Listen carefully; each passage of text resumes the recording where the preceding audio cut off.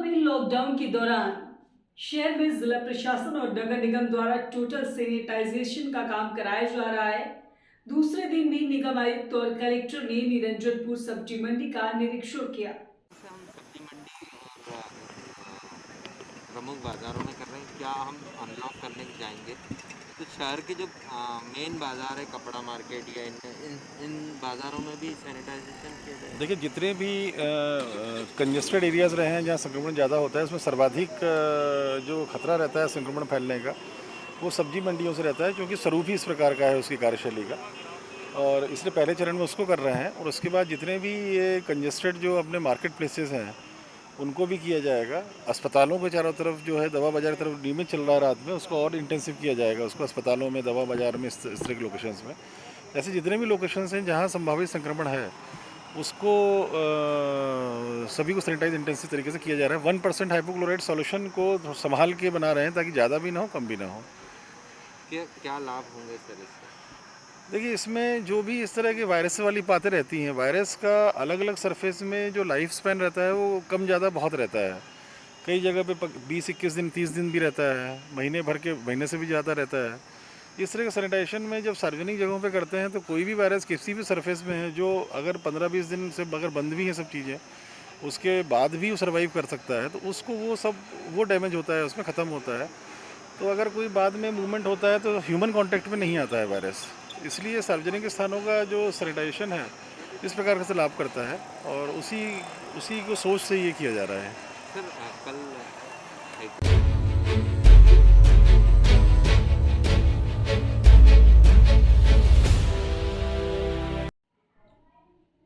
वहीं पहली खबर में बात करेंगे गुना की, जहां पर 21 सालों बाद एक किसान को इंसाफ मिला है। गुना के एक किसान के साथ धोखाधड़ी के अनोखे मामले में 21 साल बाद एफआईआर दर्ज किया गया, जिसमें 21 वर्षों से पुलिस का चक्कर काट रहे किसान भीरूलाल साहू को अब जाकर न्याय मिला है। दरअसल किसान भीरूलाल साहू ने 417 बोरी धनिया, जिसकी कीमत 6 लाख थी, उसे सरकारी वेयर हाउस में जमा कराया था। भीरूलाल ने 31 मार्च 1999 को अपनी फसल वेयर हाउस में स्टॉक कर दी थी, ये सोचकर कि भविष्य में धनिये की फसल बेचकर कुछ लाभ कमा लेंगे। मैं भैरूलाल जी साहू, सन ऑफ कंवरलाल जी साहू, तहसील चांचौड़ा, जिला गुना, मध्य प्रदेश, निवासी वार्ड नंबर 15 बीनागंज का हूँ। मेरे साथ जो घटना हुई है, 1999 में मैंने वेयर हाउस में माल जमा किया था, वो सन 2000 में मेरा माल विजय कुमार अग्रवाल ने चोरी से बेच दिया है, और मेरे ससुर के और मेरे ओम प्रकाश जी के नाम से मैंने माल रखा था। जो मेरे ससुर के साइन और मेरा साइन फर्जी साइन करके माल बेचा है विजय कुमार अग्रवाल ने चोरी से अशोक वालीवाल नाम के व्यापारी को है।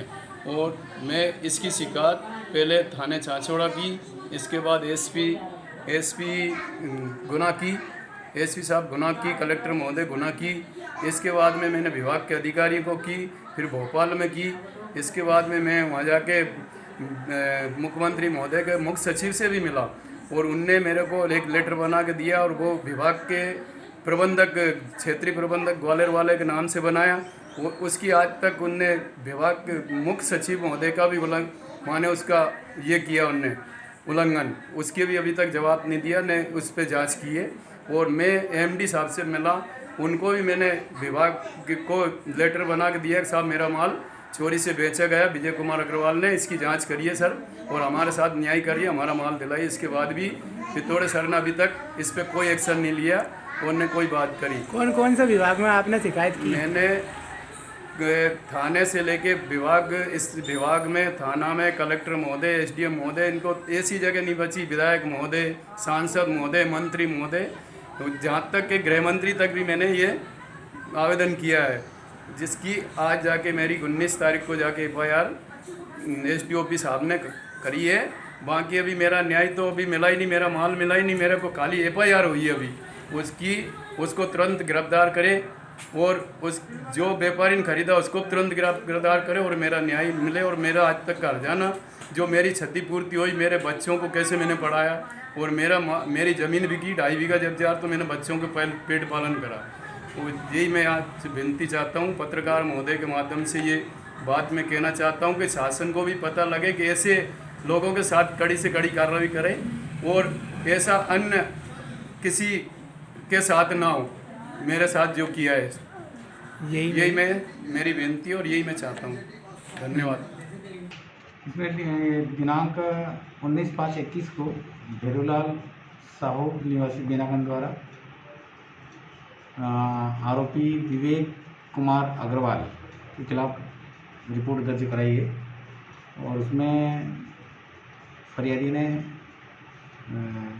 राज्य भंडार गृह बीनागंज में धनिया रखा था, जिसकी दस्तावेजी लिखापढ़ी भी की गई थी और विजय कुमार अग्रवाल द्वारा इसमें हेराफेरी करके और फर्जी दस्तावेज करके इस धनिया का गबन किया है और रिपोर्ट पर से 420 और अन्य धाराओं में आरोपी के खिलाफ FIR दर्ज की गई है। अपराध की विवेचना की जा रही है और सभी बिंदुओं की जानकारी ली जाएगी।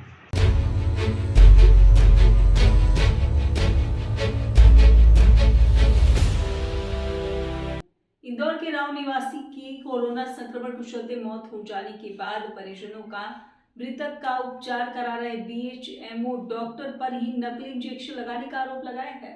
वहीं इसकी शिकायत मृतक के परिजनों ने थाना राऊ और विजयनगर में दर्ज करवाई है। फिलहाल पुलिस अब इस पूरे मामले की जांच कर रही है। ठीक हो गए तो आज पेपर में बोला कि संक्रमण बढ़ गया था, तब ठीक हो गए तो उसमें संक्रमण बढ़ा कैसे? ये आपके जो विजयनगर थाने में आपने शिकायत करी नकली इंजेक्शन की, क्यों करी, क्या शिकायत थी? एक्चुअल में मेरा नाम राजेंद्र जैन है। मेरे जियाजी राऊ में रहते थे, प्रवीण कुमार जैन। उनको कोविड पॉजिटिव हो गया था, तो उनका पास में ही क्लिनिक डॉक्टर से इलाज चल रहा था, जिसका नाम डॉक्टर केसी पाटीदार है। अब उनसे इलाज चला, उनने जब बात हुई कि कोविड हो गया है, तो उनने बोला कि हम पूरा देख लेंगे और इसका पूरा खर्चान कर उठा लेंगे, यानी दवाइयाँ वगैरह सब हम लाके, इंजेक्शन वगैरह हम लाके लगा देंगे, रेमडेसिविर वगैरह सब हम अरेंज करेंगे और लगा देंगे। इसके लिए उनने 2.5 लाख रुपये हमसे लिए, हमने दे दिया। अब उनने जब इलाज करा तो हम उनसे संतुष्ट नहीं हो पा रहे थे, क्योंकि उनकी तबीयत अच्छी नहीं हो रही थी। हम बार बार उनसे कह रहे थे कि तबीयत अच्छी नहीं हो पा रही है, तो उनने बोला कि हमारे हिसाब से इलाज हो गया है, वो कोविड नेगेटिव हो गए हैं, 2-3 दिन में उनका वो सही हो जाएंगे, अच्छे हो जाएंगे इलाज खत्म होने के बाद। परंतु उनका ऑक्सीजन कंटिन्यू लो था और ऑक्सीजन सिलेंडर लगे हुए थे उनको। फिर हमने रिक्वेस्ट करी, जब उनकी स्थिति ज़्यादा खराब होने लगी तो हमने रिक्वेस्ट करी कि भैया आप आइए, आप उनका इलाज करिए। आपने पूरी बात करी थी, अपने पैकेज की आपने सब करा था, तो उनने बोला हमसे कि हम कुछ नहीं कर सकते, आपको हॉस्पिटल ले जाओ, ICU में एडमिट कर दो जाके आपको। हम गए वहाँ पे, जब तक हम हॉस्पिटल ढूंढे और हमने सब व्यवस्था करी, तब तक उनकी एम्बुलेंस में मृत्यु हो गई। फिर हमने इस उपरांत हम गम में हो गए थे। उस उपरांत हमने कुछ फ़ोटो खींचे थे इंजेक्शन के, जो उन्हें लगाए थे, ट्रीटमेंट चल रहा था। जब हमको किसी ने, लोगों ने बताया कि भैया ये कुछ बेस नंबर आई है पेपर में, आप वो चेक करिए कि इसमें वो नकली तो नहीं है। तो हमने जब वो फ़ोटो और उनका बेस का मिलान करा तो वही बेस नंबर के रेमडेसिविर इंजेक्शन निकले हैं। तो इसलिए हमने थाने में शिकायत करी है कि हमें भी, हम इससे पीड़ित हुए हैं नकली रेमडेसिविर से, और आप उचित कार्रवाई करके इन डॉक्टर पर कार्रवाई करिए, क्योंकि इनकी पात्रता नहीं थी एलोपैथी इलाज करने की, फिर भी इन्हें एलोपैथी इलाज करा पैसों के लिए। और आगे ऐसा ना हो, कोई व्यक्ति की पैसों के लिए जान चले जाए, इसलिए हम इस कार्रवाई चाहते हैं और निष्पक्ष चाहते हैं कि कोई दवाओं में ना करे पुलिस। क्या आपको लगता है नकली इंजेक्शन लगाए? हाँ, नकली। अच्छा, तो आपने विजयनगर में भी शिकायत करी? हाँ, विजयनगर में अभी हमने करी। जब हमें मालूम पूरा कंफर्म हो गया, पेपर में हमने फ़ोटो देख लिया, हमारे पास से फ़ोटो मिला लिए, तो हमें बेस नंबर सेम मिल गया और वो पिक्चर हमारे पास अभी भी मोबाइल में है। और इस पेज पे हमने शिकायत करी है कि आप निष्पक्ष होकर जाँच करिए उसकी। आपका नाम बताओ। राजेंद्र जैन।